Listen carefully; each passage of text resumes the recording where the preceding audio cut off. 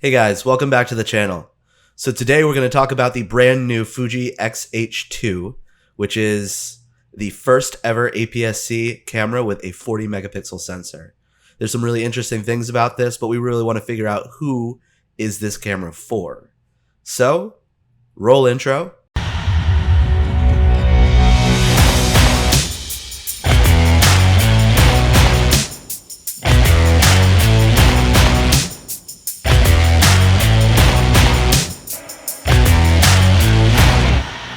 And let's get started. So Fuji held its second X Summit event of the year on September 8th in New York. And it was pretty much guaranteed that this was going to be the announcement of the XH2 since the announcement of the XH2S back in May. But this wasn't just an event for this camera, there were also two new lenses announced. So we'll talk about those towards the end of the video as well. Now, a big disclaimer for this video. I'm only a small YouTube channel. I don't have the ability for larger companies to be sending me their gear yet because nobody really knows who I am except you guys who are going to watch this. So I have not gotten my hands on this camera yet. I've watched as many hands-on reviews as I can so far, but everybody only has pre-production models so far. So everything that we've seen is a little bit limited in the full capabilities of the cameras because some of the features are not fully available in those pre-production models. So some of the information in this video may change as the cameras actually start to get shipped out to customers. Alright, so what is this camera? Well, physically it's going to be very similar to the XH2S. Identical, in fact. The body is going to be the exact same body. The handling is going to be the same. The button layout's all going to be in the same places. The screen, the EVF, the dual card slots, the IBIS, the attachments that you can put onto this, they're all exactly the same as the XH2S. And it'll even carry over some of the video shooting features from the XH2S like ProRes, LT, and HQ. Now the big difference, as I mentioned, is going to be that brand new 40 megapixel sensor. So this is the brand new X-Trans 5 HR, assuming that's high resolution, sensor in this camera, and it's going to be 40.2 megapixels. Now this is not a stacked sensor like in the XH2S, but it will be backside illuminated. For shutter speeds, this camera can do the same mechanical shutter speed of 15 frames per second as the XH2S, but it suffers a little bit in the electronic shutter department due to the slower readout speeds. So using the full width of the sensor, you're actually only going to be able to get 13 frames per second, and I don't know why you would ever do that. But if you're okay with a 1.29x crop, then you're going to be able to get up to 20 frames per second electronic shutter, albeit with a little bit of probably jello or rolling shutter in there. There's no data yet on how quickly the buffer is going to fill up, so that will be seen once we get full production models out. Now, one place where the XH2 is also going to shine is going to be in video. Because of the increased megapixels, the rumor that we were going to get 8K video in this camera did come true, although I believe it is 8K UHD, not DCI. This is the first ever APS-C camera to have 8K video, and it's one of the first cameras still to have it.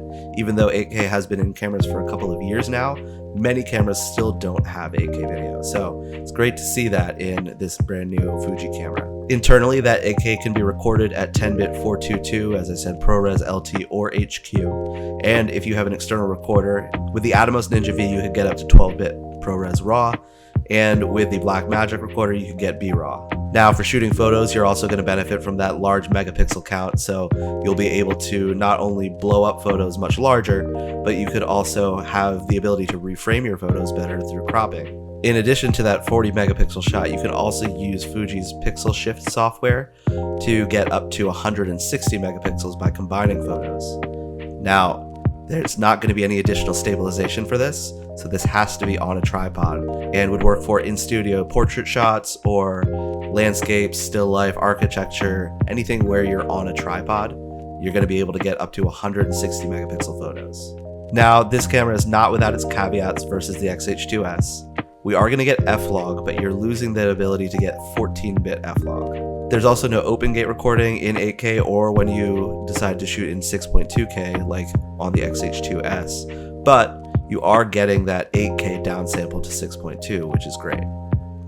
The other issue is going to come, as I said, with that slower sensor readout, so pans and whips are going to suffer from some rolling shutter. We haven't been able to see perfect tests of this yet, but some preliminary tests have shown that it is definitely there versus on the XH2S, which performed very well with rolling shutter. So talking about who this is for. I think at the end of the day, these are complementary bodies. I think they're meant to be shot together. So you can get the XH2S and use that for your sports and wildlife where you're going to have a really fast moving subject and you need that high shutter speed. And you can get the XH2 for when you're going to need the 8K video, or you're going to need high megapixel prints, or you want to be able to reframe from those 40 megapixels.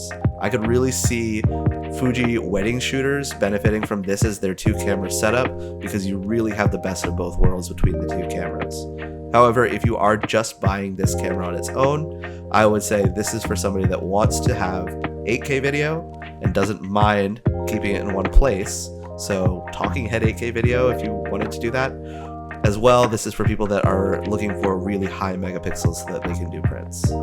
So the XH2 is going to come in at a price of $1,999, which is $500 cheaper than the XH2S, which is really cool to see, and really is just a fantastic price for what you're getting with this camera as the new photo flagship for Fuji.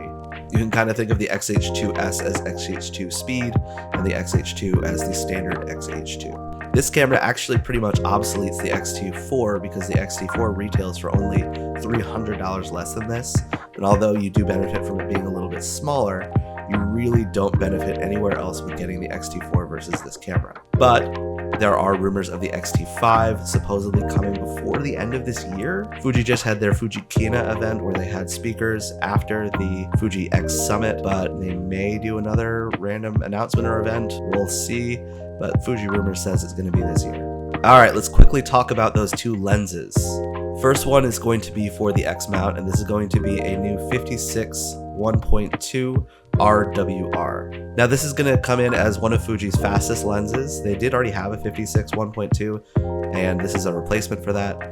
This is going to be a little bit bigger than the old 56 1.2, and there's reasons for that. We'll talk about that in a second. The only other faster lens that they have than this is a 50mm f1, I believe. So this is going to be the next one up. Now I'll go over the specs of this lens really quickly for you. It's going to have 13 elements in 8 groups. 2 of those elements are going to be aspherical and one's going to be ED. Aperture range is going to be f1.2 to f16, and that aperture is going to be constructed of 11 blades. And the minimum focus distance on this lens is going to be 50 centimeters, so this is definitely not a macro lens. And it's going to weigh 445 grams, so very chunky, very heavy. For cost, this is going to come in at $1,000, putting it into the high mid-range of Fuji's lens lineup. Finally, Fuji announced a new GF lens for their GFX line of medium format cameras, and this is going to be a 20 to 35mm f4. And this ultra-wide zoom lens is going to be the widest angle zoom lens that Fuji has made for the GFX line up to this point, and it will be compatible with all of their GFX cameras. However, I don't see myself owning a GFX camera anytime soon, if ever, so I'm really not going to go into any of the specs on this lens. Alright, that's everything that Fuji announced at this event. So if you enjoyed this video, please like, share, and subscribe. If you have any comments, questions, or suggestions, please leave them down in the comment section below. Let me know what you think of this new camera and if you're going to be picking one up, or if you got the XH2S and you kind of wish you had held out for this one. Alright, have a great one.